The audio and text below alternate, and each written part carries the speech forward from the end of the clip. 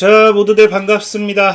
강태공입니다. 자, 금일은 삼성전자를 외국인이 1조 5천억이나 좀 매도를 했습니다. 그래서 이 매도의 이유가 무엇인지 모르는 분들이 많으신데, 이 매도의 이유가 무엇 때문인지, 그리고 왜 모르면 큰 돈을 잃게 될 건지에 대한 부분을 또 방송을 통해서 얘기해 보려고 하니까, 방송 전 늘 말씀드리는 여러분들의 좋아요, 구독하기, 댓글까지는 너무나 많은 힘이 된다라고 말씀드리면서 오늘 방송 시작해 보도록 하겠습니다.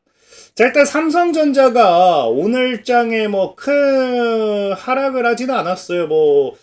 5%는 좀 하락도 크겠네요. 근데 어쨌든 종가, 지금도 이제 결국에 장 마감하고 나서 0.6% 정도까지 끌어올린 상태고, SK하이닉스도 이제 상승 흐름을 좀 많이 해줬기 때문에 단기 신고가도 가졌기 때문에 오히려 반도체 섹터에는 이제 악재가 없다라고 여기는 경우들이 많은데, 그러다 보니까 오히려 오늘 보면은 외국인의 1조 5천억에 대한 매도가 굉장히 의문스러운 분들이 많을 겁니다. 특히나 이게 1조 5천억이 넘어가는 게 여러분들이 최근 1, 2년 내로 찾아보면요. 1, 2년 내로 최근 몇 년 내로만 찾아봐도 하루 만에 1조 5천억을 내다 판다? 이런 적은 거의 없어요. 특히나 지금 여러분들 개인이 아마 제일 걱정하는 거는 이런 외국인의 매도세도 매도지만 이걸 철저하게 개인이 다 받아줬기 때문에 지금 이제 설거지한 게 아닌가 이런 생각을 또 하는 분들도 계세요. 물론 이제 여러분들도 알다시피 이제 단기 원래 작년 이제 12월이죠. 작년 12월에 증권가들 목표가가 평균적으로 13에서 15였습니다.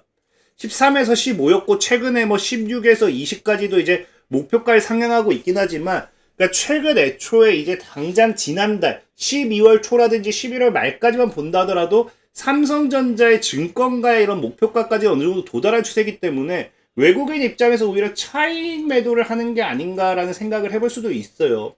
지금 오늘 당장 삼성전자가 엄청난 악재가 나온 것도 아니고, 그렇기 때문에 더 많은 분들의 의구심을 가질 수 있는데, 제가 사실 오늘 이 이유를 저도 찾아보고자 했는데 수급을 보고 나서 이것 때문이다 판단했던 게 뭐냐고 하면은, 자, 여러분들이 하나 이제 아셔야 되는 게 이 외국인의 매도 어제부터 해가지고 오늘까지 압도적으로 이제 매도 물량을 던지고 있는 게 JP모건이에요. JP모건. 그래서 오늘 같은 경우도 가장 큰 매도 물량을 내던진 게 JP모건입니다. 근데 중요한 거는 이걸 여러분들이 아셔야 되는 게, 이 JP모건이 매도를 했기 때문에 이게 오히려 더 의심을 해봐야 되는 게, 최근까지 뭐하고 있었다. JP모건 같은 경우는 최근까지 제가 얘기했지만 엄청나게 많은 물량을 쓸어 담고 있었다라고 했죠. 그러니까 이렇게까지 많은 물량을 쓸어 담던 이제 JP모건이 왜 갑작스럽게 이런 매도 포지션을 취하느냐를 놓고 본다라고 하면은 사실은 별거 없어요. 이거는 여러분들이 물론 100%다라고 할 수 없습니다. 제가 이렇게 분석을 한다라고 해서 앞으로도 이런 매도가 나오면은 JP모건이 이것 때문이다라고 할 수는 없어요. 근데 통상 우리가 흐름에서 봤을 때, 현재까지 이제 이 역사적으로 시장의 흐름에서 얘네들을 봤을 때, 이런 우리가 외국계 증권사 창구를 보통 JP모건, 골드만삭스, 모건셀리 이 세 개 정도 많이 볼 수 있어요. 근데 보다시피 골드만삭스나 모건셀리도 매도를 하긴 해요. 근데 얘네 같은 경우는 이제 보다시피 PB 중심으로서 고객 주문을 집행하는 비중이 높습니다. 그래서 이제 한 창구에서 대량 거래가 포착되는 경우가 상대로 적고 창구 자체도 분산되어 있어요. 모건셀리 같은 경우는 보통 장기 포트폴리오이기 때문에 얘는 이제 현물 중심으로 많이 매매를 해요. 근데 JP모건 같은 경우는 주로 지수 방향성에 베팅하는 경우도 많아요. 그래서 얘네들 같은 경우가 보통 선물 옵션에 대한 지수 해지 관련돼 있는, 그러니까 우리가 해칭하기 위해서 어느 정도 이런 매매에 있어서 손실을 방어하기 위한 매도 매수도 들어오는 게 JP모건에 대한 물량이에요.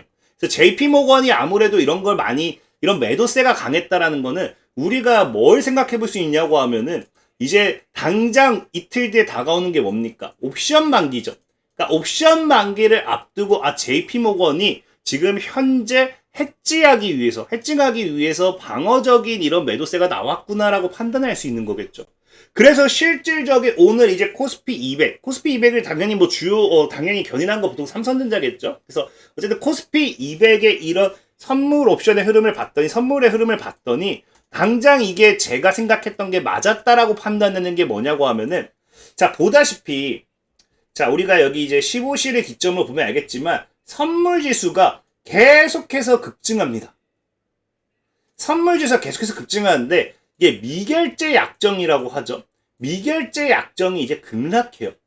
그러니까 미결제 약정이란 건 말 그대로 새로 뭐 이제 롱이던 아니면 이제 우리 이런 잠시만, 뭐라 갑자기 풋, 콜, 롱, 그다음에 뭐야? 갑자기 헷갈리네요. 풋, 콜, 롱, 숏.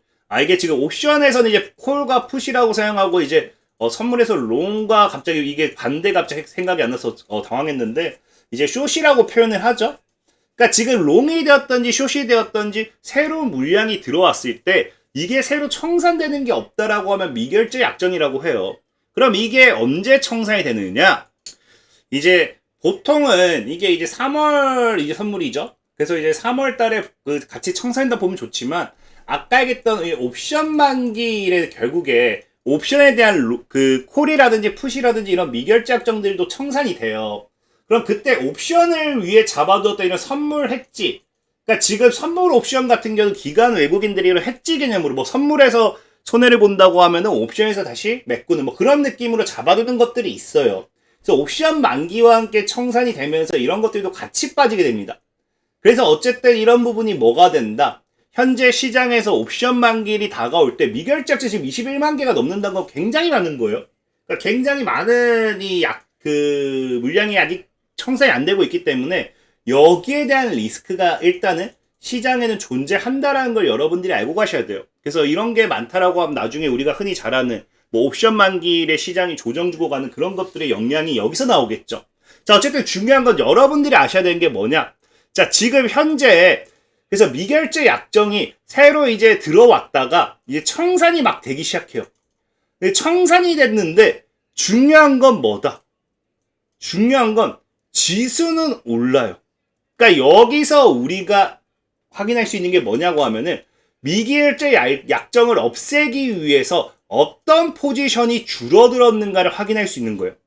보통의 이제 여러분들이 우리가 흔히 잘 아는 숏, 이게 숏과 롱에 대한 개념을 여러분들이 좀 이해를 하셔야 되는데 그냥 쉽게 그냥 외우세요. 외우면 뭐냐? 자, 롱에 대해서 롱은 미래에 내가 사겠다는 약속이요. 숏은 내가 미래에 팔겠다는 약속이라 보시면 좋아요. 그래서 이게 어떤 식으로 움직이느냐? 이 미결제 약정, 그러니까 우리가 약속을 했잖아요. 이걸 없애기 위해서는 사겠다라는 약속을 반대로 판단을 만들면 돼요. 파는 걸 하나 만들므로써 없앨 수 있습니다. 그 다음에 팔겠다는 반대로 뭐가 된다? 사겠다가 되는 거예요. 그래서 이걸 1대1로 하나씩 맞춰가지고 딱 없애는 거예요. 그래서 우리가 이런 미결제 약정이 하나씩 줄어드는 겁니다. 하나씩. 그래서 여기서 지금 미결제 약정은 줄어드는데 뭐가 된다? 지수는 올라가죠. 미결제 약정은 줄어드는데 선물 지수는 올라가요. 그럼 이게 지금 어떤 현상이냐고 하면은 우리가 잘 아는 그냥 바로 흔히 얘기하는 쇼커버예요. 쇼커버. 그러니까 한마디로 약정이 주는데 올랐다. 그러면은 누군가가 아까 얘기했죠. 숏은 뭐라 했습니까? 이 반대로 사겠다라는 약속을 하나 만들면 된다. 그러니까 사면 되는 거예요. 그래서 하나 삼으로써 청산이 가능한 거죠. 그러니까 사다 보니까 매수세가 들어오고 오히려 올라가는. 그래서 지금 시장이 봤을 때 여러분들도 알다시피 시장이 최근에 이제 계속해서 말도 안 되게 올랐잖아요. 코스피 뭐 4천이네 5천이네 하면서 단기간에 우리가 산타랠리와 함께 너무 급격하게 올라갔습니다. 그러니까 지금 이 만기가 다가오니까 뭐가 된다? 숏에 대한 부분이 숏이란 건 빠진다에 베팅을 한 거예요. 베팅했더니 계속해서 올라갔어요. 근데 지금 이제 옵션 만기 이틀을 남겨놓고 보니까 이때까지 가져가기에는 손실폭이 더 커질 거라고 판단했다는 거겠죠. 그래서 뭘 해요? 숏을 정리하기 위한 이게 나오는 거고 숏을 정리하려면 아까 뭐 해야 된다? 반대로 매수 약속을 하나 더 만들면 된다. 그래서 매수세가 살살살 들어오면서 지수는 반등하는 그런 모습이 나왔다는 거예요. 그러니까 지금 이 확실하게 이번 이 선물만 봤을 때 어쨌든 이런 포지션을 보면은 누군가는 숏커버가 나와줬다라는 거고 이거를 지금 당장에 우리가 시장에서 보더라도 어떻게 해요? 투자자별 이 선물에 대한 매매를 보시면 아시겠지만, 이게 지금 제가 잘못 들었네요. 지금,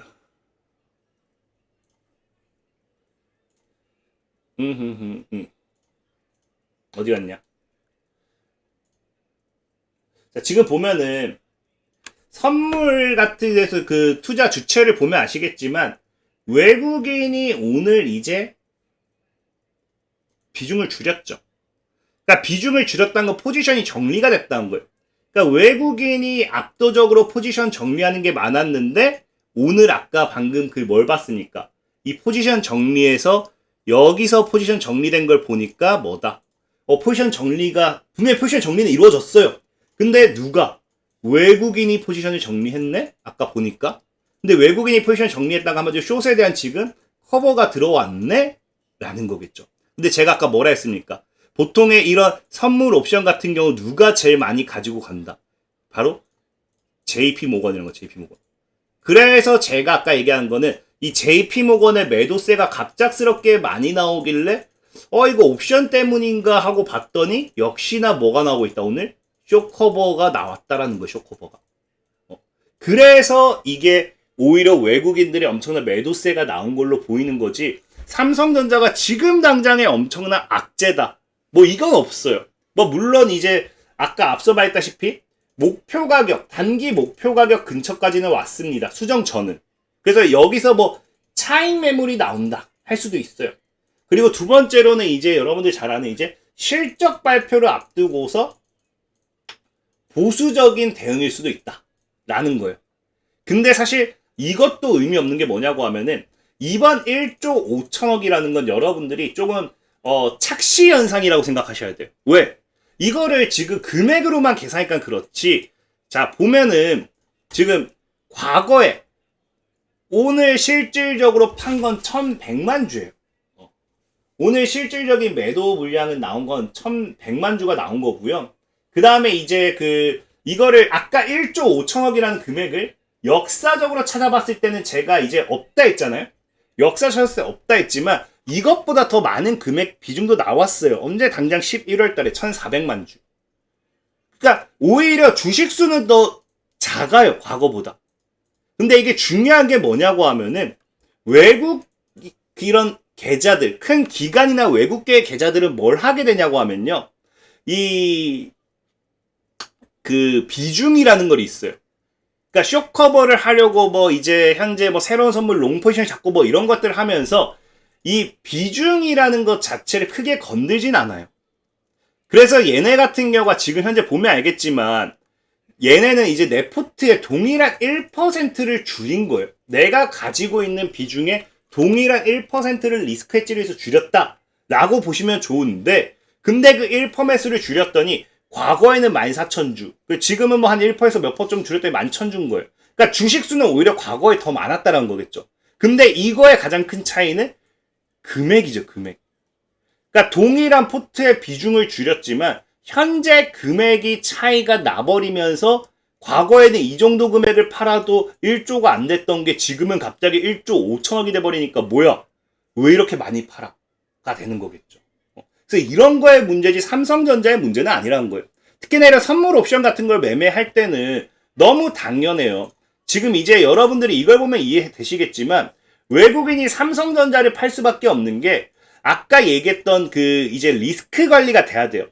아까 이제 숏을 없애기 위해서는 아까 뭐라 했습니까? 미래에 내가 팔게라는 약속을 없애기 위해서는 미래에 살게라는 약속을 새로 해야 돼요. 그러니까 한마디로 이걸 커버하기 위해서 롱 포지션이 증가한다는 거예요. 그러니까 한마디로 또 다른 리스크를 안고 가야 된다는 거겠죠. 그래서 포트폴리오에서는 이 디레버리징이라고 해서 다른 쪽에서 이제 리스크와 자금을 줄여야 되고, 그러기 위해서는 상대적으로 뭐 할 수밖에 없습니까? 한 번에 큰 금액을 줄일 수 있어야 돼요. 그래서 압도적인 유동성이 있어야 돼요. 그 다음에 내가 이걸 했다고 해서 당장 시장에 충격을 엄청나게 가하면 안 됩니다. 그래서 효율적으로 지수 선물 리스크를 관리할 수 있어야 돼요. 이 세 가지가 충족돼야 돼요. 그래서 대형주로서 호가창도 두꺼워야 되고, 유동성도 커야 되고, 코스피 200 내 비중이 가장 커서 뭐 노출을 줄일 수, 이런 것들이 있어야 되거든요. 그래서 옵션 만기일이 다가옴에 따라서 그래서 이런 흐름에 따라서 자연스럽게 삼성전자가 제일 매도하기 좋은 종목이다라고 외국인들은 판단을 하는 거겠죠. 그래서 현재 오늘 이런 흐름 때문에 뭐가 나왔다. 선물 지수는 상승했는데 미결제 약정은 감소했다. 그래서 기존 포지션 정리가 들어왔고 이를 통해서 쇼커버 매수세가 들어왔다는 걸 확인할 수 있었고 그래서 삼성전자 주가가 다소 하락하는 이유가 나오긴 했다. 근데 이게 악재는 아니란 거겠죠. 그래서 오히려 이런 1조 5천억 때문에 이게 악재라고 할 수 있는 건 이거예요. 이걸 다 개인이 받아갔다. 이걸 우리가 늘 좋게는 바라보진 않죠.